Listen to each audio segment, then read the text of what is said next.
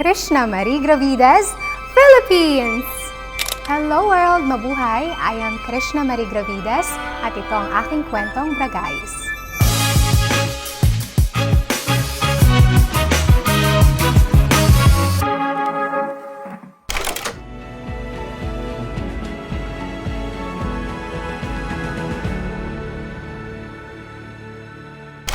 Looking back on my pageant journey, I always remember my 6-year-old self.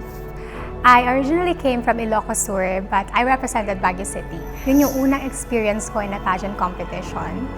So at that time, I just represented my family, our clan, in a small pageant competition in our barangay.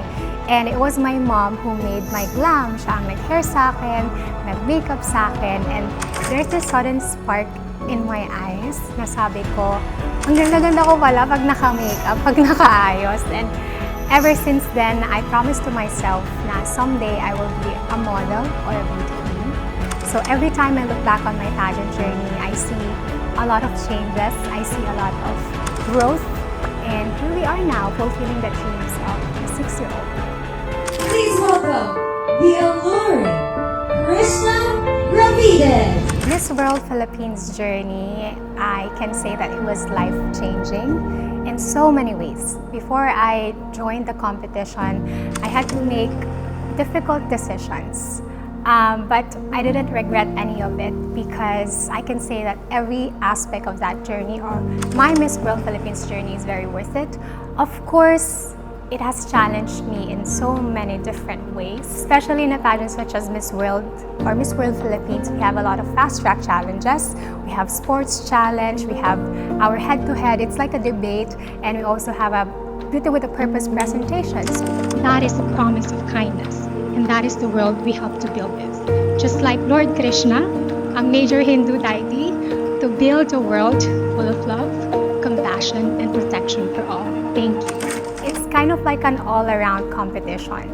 And at that time, compared to my previous pageants, it's totally different. And I've always told myself that this is something that will add value to my craft as a beauty queen.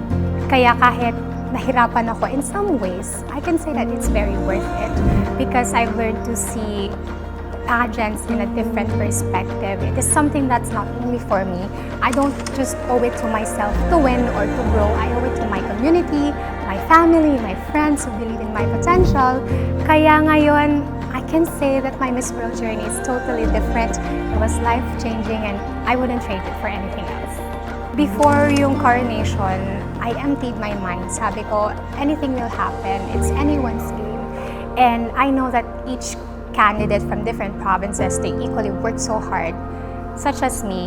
And at that time, sabi ko, grateful na ako. Anything, Lord, na ibigay mo sa akin. Because I know within me that I worked hard for this. I've spent a lot of sleepless nights for this. I had the right support system with me. And destiny na lang talaga. Kaya at that time, I didn't know what to feel. If you look back on my reaction, my crowning reaction, ang pangit-pangit ko doon. So, ang pangit ko. Kasi hindi ko alam, parang hysterical lahat ako or whatsoever. Pero at that time, it was a genuine reaction. And lahat ng efforts ko, binigay ko na lang kay Lord. And yun naman, pinulfill naman niya. And I think it is something that's a product of faith and destiny. Miss World Philippines 2024 is Baguio City! Krishnah Marie Gravidez! Tinadhana na corona ay magpasayo.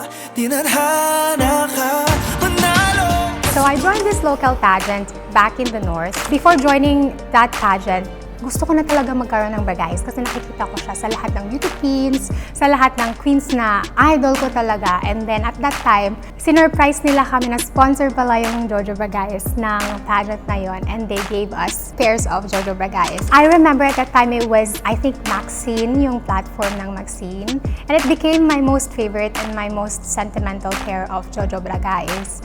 But sadly, I didn't even make it to the top at that pageant. Pero, you know, having that dream shoes of mine is one of the achievements that I always look back whenever I think about that.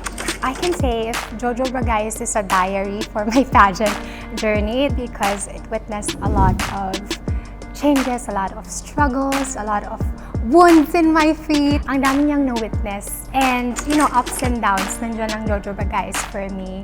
Every stage, every training na ginawa ko, lahat doon sa akibat ko yung Jojo Bragais. And not only because it's very comfortable and durable, it's because, the story behind every shoes that they make. It's not something that they make lang for the sake of business.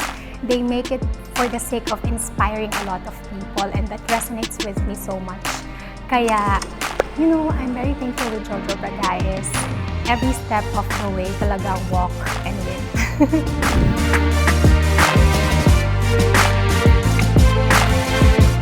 The Jojo Bragais family surprised me that there's a specific pair that's named after me. I felt a lot of emotions actually. I felt like all of the struggles, all of the achievements, little or the biggest ones, lahat yun nag-reflect kanina, and hindi ko talaga na-contain yung emotions ko. I didn't care if I was ugly crying. Every beauty queen's dream. Name to me, this is a rare opportunity, and this is a story of that's true resilience, strength, and dedication. And thank you so much, Jojo Bragais, for bringing my dreams to life. I would like to express my deepest gratitude to Jojo Bragais family for trusting me, my potentials, for believing in me. And I felt a lot of confidence on my journey towards Miss World because knowing that they trusted me, my name, Krishnah, to be in the Jojo Bragais line of shoes, that's something different, that's something rare, and it's something that I will treasure forever. Ito na yun.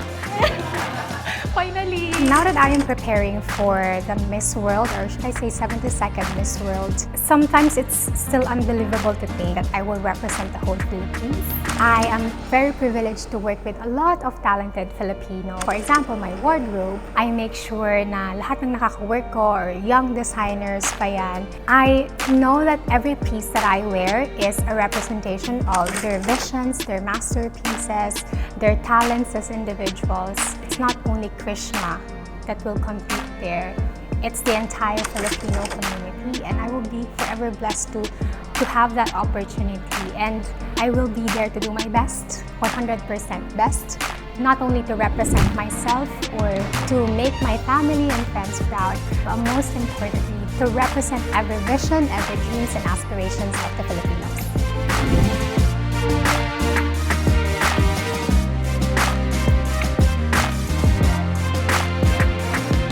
My message to all the aspiring beauty queens, I just would love to leave my most favorite quote from Nelson Mandela. It says, "The greatest glory in living lies not in never falling, but in rising every time we fall." And coming from my experience with my pageant journey, I've encountered a lot of challenges, I embraced changes, and that quote is something that I held on to because it's given that we will fall, we will stumble. Sometimes it's not our best day. And it's okay. At the end of the day, what matters most is tumatayo ka. Babalikan mo yung mga reason mo, why are you there? Why are you joining? Is it because you owe it to your family, or you want to make your friends proud, your community proud, or you want to make a change? And that's something that kept me going, to think that life is all about standing and rising up every time you fall.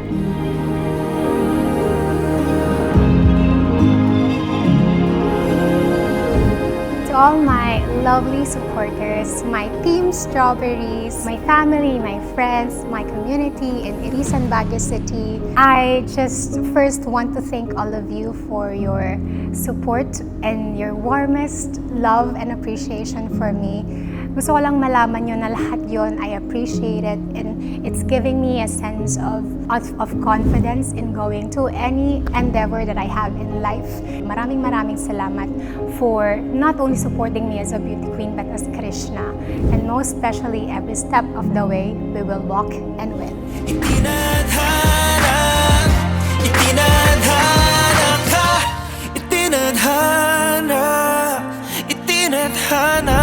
Jojo Bragais, walk, win.